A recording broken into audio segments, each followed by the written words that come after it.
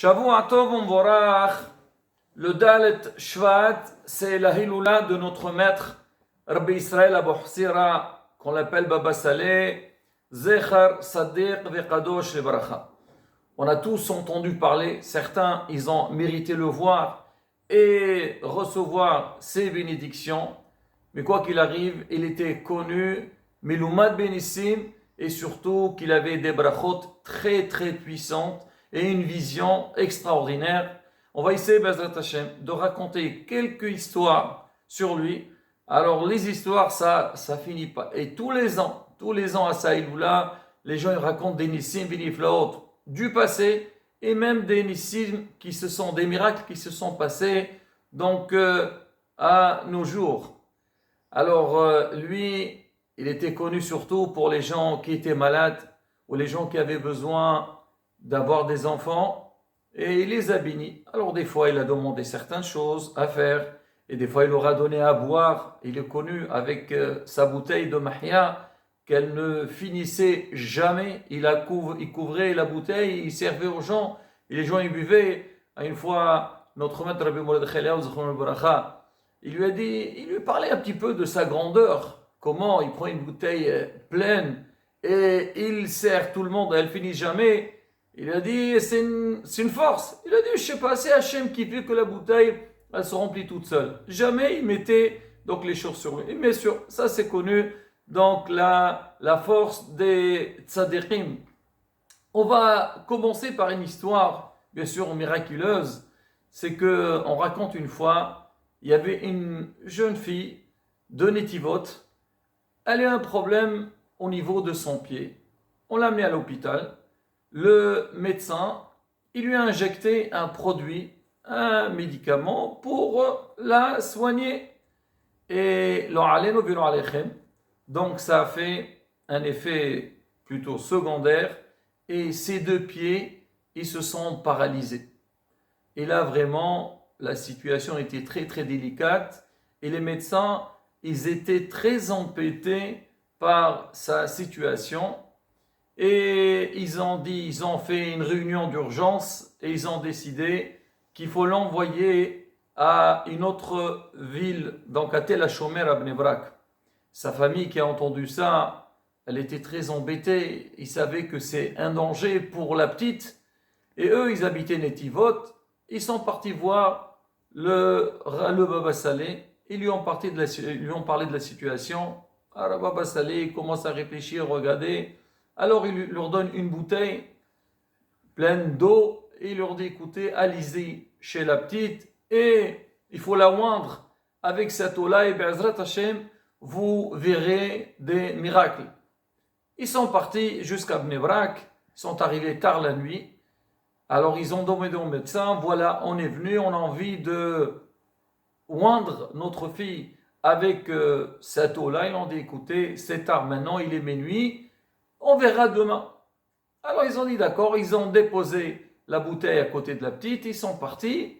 Et bon, pour voir le lendemain ce qui va arriver. La petite, elle s'est réveillée en plein milieu de la nuit, elle n'était pas bien. Et elle a appelé les infirmières. Oh, on sait que tard la nuit, c'est pas évident. Alors elle tourne la tête, elle voit à côté d'elle une bouteille. Elle la prend et elle a commencé à soindre tout son corps avec cette bouteille-là. Et en quelques secondes, elle voit un changement dans son corps. Son pied droit, il commence à bouger.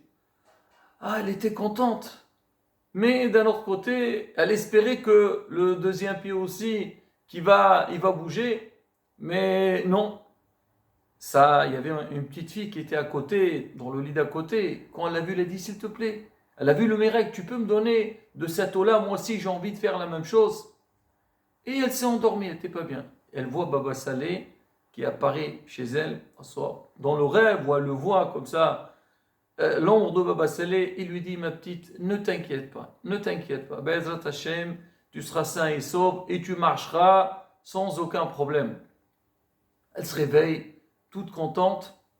Quelques minutes plus tard, elle voit que même la deuxième jambe, elle commence à bouger. Elle était contente, elle s'est levée, elle est partie jusqu'au poste des infirmières. Les infirmières, ils l'ont vu, ils sont devenus fous. Ils disent quoi? Comment tu as fait? Elle dit, je ne sais pas, elle leur a raconté l'histoire. Alors de suite, alors on a appelé, il y avait des médecins qui étaient sur place, qui faisaient, c'était vraiment une histoire qui a énormément touché donc l'hôpital. Et donc on a vu un peu ce qui s'est passé. On a dit à la petite, qu'est-ce que tu as fait? Elle a dit, voilà, je sais pas, il y avait une bouteille à côté, j'ai prise et je me suis va avec ça, et Baba Saleh qui est venu dans le rêve, elle a tout raconté. Les parents, ils arrivent le matin, on leur annonce la bonne nouvelle. Les médecins, ils ont vu que c'était vraiment un grand miracle. Alors le professeur, il est parti voir Baba Saleh. Il lui dit, Kvodarav, Kola Kavod, mais pourquoi vous nous avez mis dans cette angoisse? Ça fait je ne sais pas combien de temps, on est en train de chercher quel médicament prendre pour la fille, faire une opération ou pas, et alors que vous avez la solution. Ça pour dire que quoi, Rabotai, l'Akdoucha de Baba Saleh, le fils de Rav Yoram Abergel, Zikr Sadiq Kadosh le Bracha, il était à Nitivot, donc son fils, chez Badi Ahim Marokim, il a raconté, il dit que son père, il avait un grand contact avec Baba Saleh, très très attaché à lui, et on dira à la fin, Baba Saleh, il a donné un secret. Il dit pour comment les brachot, elles sont écoutées. On laisse ça pour la fin. Alors il dit que sa mère, elle était enceinte, et elle est partie donc à l'hôpital ou chez le médecin pour faire un contrôle. Elle était 5e mois. Le médecin il lui dit, madame, écoutez, chez Mishmor, le bébé, son cœur ne fonctionne plus, arrêt cardiaque et l'oraleno, il faut, donc l'enfant, il va pas vivre. Elle n'était pas bien. Elle rentre à la maison, elle dit à son mari, Xerat Hashem, qu'est-ce qu'il peut faire? Mais il a dit, je vais aller voir Baba Saleh.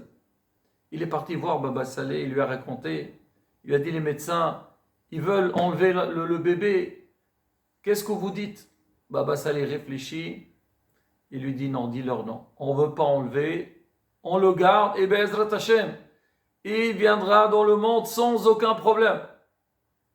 Et le Rav Baba Saleh, il a dit à son shamash, Rosh Chodesh Elul, tu vas voir Rav Abergel, et tu lui dis c'est quoi la situation. Bon, quoi qu'il arrive, donc le Rav Abergel, il dit au médecin, il dit écoutez, on ne touche pas au bébé, et si Dieu veut, il y aura des miracles. Il lui a dit, monsieur, vous prenez la responsabilité, on ne rigole pas avec ça, c'est un danger. Il a dit, écoutez, moi, j'ai Baba Saleh, il m'a promis qu'il n'y aura pas de problème, on ne fait rien du tout. Oh, les médecins ils disent, c'est religieux, là on les connaît, ils sont un petit peu... Bon, alors on laisse passer le Rosh Chodesh Elul, donc le shamash de Baba Saleh, il va voir le Yoram Abergel. Il dit alors, il a dit justement aujourd'hui on est parti faire un contrôle et on a senti que Baruch Hashem le bébé commence à bouger. Rapporté pour dire que quoi? Et donc celui qui raconte l'histoire il dit c'était lui. Donc quand il est né ils l'ont appelé Israël sur Baba Saleh pour parler de sa Kedusha. C'était pas seulement sur le niveau donc santé que le Rav il était très puissant, mais il avait aussi une grande vision. On raconte une fois il y a quelqu'un qui est venu le voir pour demander une bracha. À peine il est entré dans sa chambre, le Rav il a commencé à lui crier « Racha, sors de là! Racha, sors de là! Racha, sors de là !» Le monsieur, il avait très peur. Il est sorti, il n'était pas bien.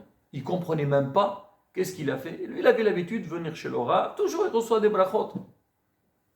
Il a pris le chemin de retour vers chez lui. Et il n'était pas bien. Il dit, si le Rav il me maudit ou il me parle de cette manière, c'est que le Alenu, il y a quelque chose qui ne va pas chez lui. Alors dans le chemin, le Alenu, il fait un accident grave à chez Mishmor. Et donc on vient, donc les secouristes, ils sont arrivés. Ils ont vu que sa voiture, elle était complètement écrasée. Mais un grand miracle, il s'est passé. Le monsieur, il était intact. Il n'a pas été touché. Ils le prennent, ils le font un contrôle et tout, il rentre chez lui à la maison. Il arrive à la maison, tout en tremblant déjà l'accident, et aussi toujours dans sa tête, ce que Baba Saleh lui a dit. Alors ses amis sont venus le voir à la maison, ils ont entendu l'accident qu'il a eu, il leur a dit, écoutez, Baruch Hashem, Nes, mais je sais pas, j'ai honte de Baba Saleh, monsieur, et qu'il est Racha, c'est quoi là? Il leur dit, écoute, maintenant Baruch Hashem, tu es un Nes, viens, on va voir le Rav, et on va lui dire, d'accord, je te dis Racha, qui te dit c'est quoi le problème? Ils sont partis voir Baba Saleh. À peine ils l'ont dans la chambre, Baba Saleh le prend, Tzaddik, il embrasse, oui. Je dis, Rav, je comprends pas. Ce matin, il était venu, il a dit Rachar, maintenant il dit Tzaddik. Il a dit, ben sache-le, quand tu es entré, il a vu à côté de lui, il a compris comme quoi, ce monsieur, il devait mourir ce jour-là.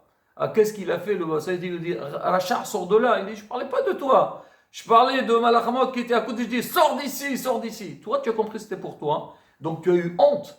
Et on dit, quand quelqu'un, on est mévasé autour, quelqu'un qui a eu honte, là, on dit, c'est connu. Quelqu'un qui te fait honte, fais une bracha. C'est un moment que ta bracha, elle passe. Et moi, quand je t'ai fait honte, j'ai enlevé la xéra de toi. Et c'est pour ça que tu as bien vu. Donc, il y a eu cet accident-là. Et tu es sain et sauf.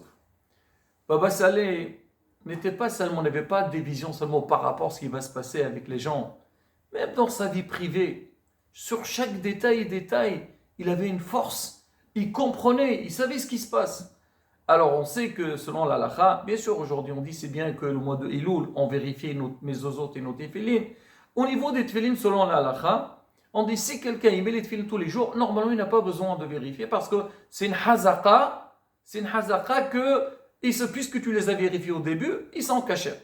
Mais celui qui veut faire, alors une fois tous les 3 ans et demi. Alors Baba Saleh, il a demandé à son chômage, il lui dit, je veux qu'on vérifie les tefilin. Mes tefilin.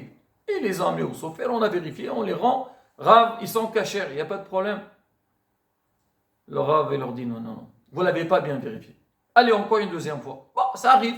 Il peut avoir une petite négligence. On ramène chez un autre sofer, il vérifie, et vraiment les tefilin, il leur dit intact, il n'y a aucun problème. On les ramène chez Baba Saleh leur dit non, il faut revérifier à nouveau. On ne sait pas quoi, cette fois-ci, ils sont mis, je ne sais pas combien de personnes pour bien vérifier. Et effectivement, ils ont vu qu'il y avait une lettre qui manquait. Et là, ils étaient tous bouche bée. Ils sont partis acheter d'autres parachiotes. Ils ont remplacé les parachiotes. Ils ont amené les tefilin au Rav. Le Rav, dès qu'il les reçoit, il commence à les embrasser et dit ah, voilà Baruch Hashem. Maintenant, je peux mettre mes tefilin. Rabotai, je voudrais finir avec un mot très important. Ça, c'est un message pour nous. C'est vrai qu'on écoute les histoires des tzadikim. C'est vrai que voilà, on allume une bougie pour eux, on demande qu'eux ils prient pour nous. Mais on doit être mithazqim et savoir comment ces tzadikim sont arrivés à ce niveau-là. On dit qu'une fois, il étudiait avec Rabbi Yoram Abergel, Bracha. Ils sont arrivés à la Mishnah dans Brachot. C'est marqué Hashoté Maim Letzmao. Celui qui boit de l'eau, il doit faire la bracha she'akol niha bidvaro. Rabbi Tarfon, il dit, il fait boré nefashot rabot. Alors le Rav, il demande à Rabbi Abjad, tu peux expliquer? Il dit, bah écoutez, Rav Mishnah, simple. Voilà, celui qui boit de l'eau, il doit faire she'akol niha bidvaro. Il y a une discussion entre Hachamim et Rabbi Tarfon. Alors Rabbi Tarfon, il dit qu'il faut faire boré nefashot rabot. Il a dit, tu as raison. Il dit, écoute, je veux donner. C'est quoi la vraie explication? C'est quoi, on va dire une explication. Il a dit Ashoté Maïm Litzmao, on dit Ein Maïm la Torah. Celui qui boit, donc la Torah, c'est-à-dire étudie la Torah comme quelqu'un qui est assoiffé. Il s'investit dans les mots de la Torah et il essaye de connaître donc les lois de la Torah. Comment on dit Amal la Torah? Alors celui-là, Omer, Boré Nefeshot Rabot. Non, Omer, Shakol Yabidvaro. Quand il dit quelque chose, il fait une bracha, Shakol Yabidvaro. Quand il bénit, ça va se passer comme ça. Hachem, il écoute. Pourquoi? Parce que toi, tu investis dans la Torah. Donc, quand tu fais une bracha, Hachem, il t'écoute. Rabbi Tarfon, il dit, c'est pas seulement ça. Si quelqu'un, il est investi dans la Torah, il étudie avec vraiment comme quelqu'un d'assoiffé, Boré Nefashot Rabot, il peut même faire revivre des morts. Et c'est ce qu'il a fait, Baba Saleh. Il y avait des gens, ils croyaient que la personne, comme on a vu l'histoire, le bébé, le fœtus dans le ventre de sa mère, ne vous inquiétez pas. Be'ezrat Hashem, il sera sain et sauf. Et Rabotai, s'chouto tarin alenu. Et que nous aussi, comme on dit, on doit apprendre des tzadikim, aller dans leur chemin. Et bien sûr, la avodet Hashem, bisimha ou ahava. Et que bischouta tzadikim, il enlève toutes les xérot raot, il nous fait xérot avot. Amen, kene rason.